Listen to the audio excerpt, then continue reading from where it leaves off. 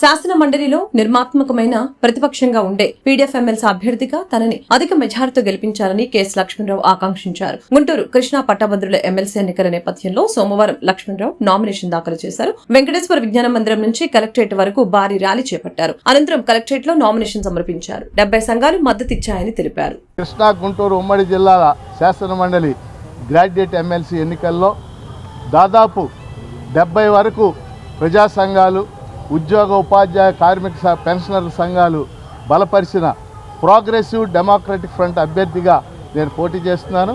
ఈరోజు నామినేషన్ చివరి రోజు నామినేషన్ వేస్తూ ఉన్నాను. 2007లో శాసన మండలి తిరిగి పునరుద్ధరించిన తర్వాత పీడీఎఫ్ ప్రోగ్రెసివ్ డెమోక్రటిక్ ఫ్రంట్ని మేము ఏర్పాటు చేసాం. ఇప్పటికీ ఈ 18 ఏళ్లలో 14 మంది పీడీఎఫ్ తరఫున మేము శాసన మండలి సభ్యులుగా గెలుపొందడం జరిగింది. మేము శాసన మండలిలో ఒక నిర్మాణాత్మక ప్రతిపక్షం. మేము గెలిచినప్పుడు కాంగ్రెస్ పార్టీ అధికారంలో ఉంది, తర్వాత తెలుగుదేశం అధికారంలోకి వచ్చింది, వైసీపీ అధికారంలో వచ్చింది, ఇప్పుడు మళ్ళీ తెలుగుదేశం అధికారంలో ఉంది.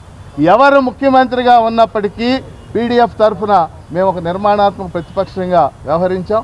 ముఖ్యంగా ఉద్యోగులు, ఉపాధ్యాయులు, పెన్షనర్లు, కార్మికులు, నిరుద్యోగులు, కాంట్రాక్ట్ ఉద్యోగులు, అవుట్సోర్సింగ్ ఉద్యోగులు, అసంఘటిత రంగ కార్మికులు, అంగన్వాడీలు, ఆశాలు, కౌలు రైతులు అన్ని రంగాలకు సంబంధించి కూడా మేము రిప్రజెంట్ చేయడం జరిగింది. ప్రభుత్వాల మీద ఒత్తిడి తేవడం జరిగింది. శాసన మండలి వెలుపల వాళ్ళు చేసే ఉద్యమాలన్నిటికీ మేము మద్దతు ఇవ్వడం కూడా జరిగింది.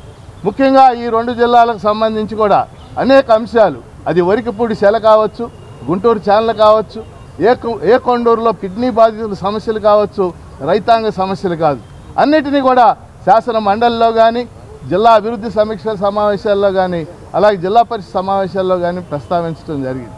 మరి ఈరోజు శాసన మండలిలో రాజ్యాంగ నిర్మాతలు ప్రత్యేకంగా గ్రాడ్యుయేట్ టీచర్ ఎమ్మెల్సీకి కొన్ని స్థానాలు కేటాయించారు. వీటిలోంచి ఉద్యమ నాయకులు, కార్మిక నాయకులు, మేధావులు ఇలాంటి వాళ్ళు రావాలని రాజ్యాంగ నిర్మాతలు ఆశించారు. కానీ వీటిల్లో కూడా ఈరోజు రాజకీయ పార్టీలు, అధికారంలో ఉన్న పార్టీలు చొచ్చుకు రావడం అనేది మనం చూస్తూ ఉన్నాం. అందుకని ఈరోజు ఉభయ జిల్లాల్లో కూడా గ్రాడ్యుయేట్స్ పెద్ద ఎత్తున ఎన్రోల్ అయ్యారు. 3,46,000 మంది. వారందరూ కూడా ఖచ్చితంగా పెద్ద ఎత్తున నాకు తొలి ప్రాధాన్యత ఓటు ఫిబ్రవరి 7న వేస్తారని ఆశిస్తున్నాను. ఆ మేరకు మేము కింది క్షేత్రస్థాయిలో మా కార్యకర్తలు పనిచేస్తూ ఉన్నారు. చాలా పాజిటివ్ రెస్పాన్స్ వస్తూ ఉంది. ఫిబ్రవరి 27వ తేదీన జరిగేటటువంటి ఈ శాసన మండలి ఎన్నికల్లో ఈ 2 జిల్లాల్లో ఉన్నటువంటి గ్రాడ్యుయేట్ ఓటర్లు అందరూ కూడా తమ తొలి ప్రాధాన్యత ఓటు వేసి పీడీఎఫ్ అభ్యర్థిగా నన్ను గెలిపించవలసిందిగా కోరుతున్నారు.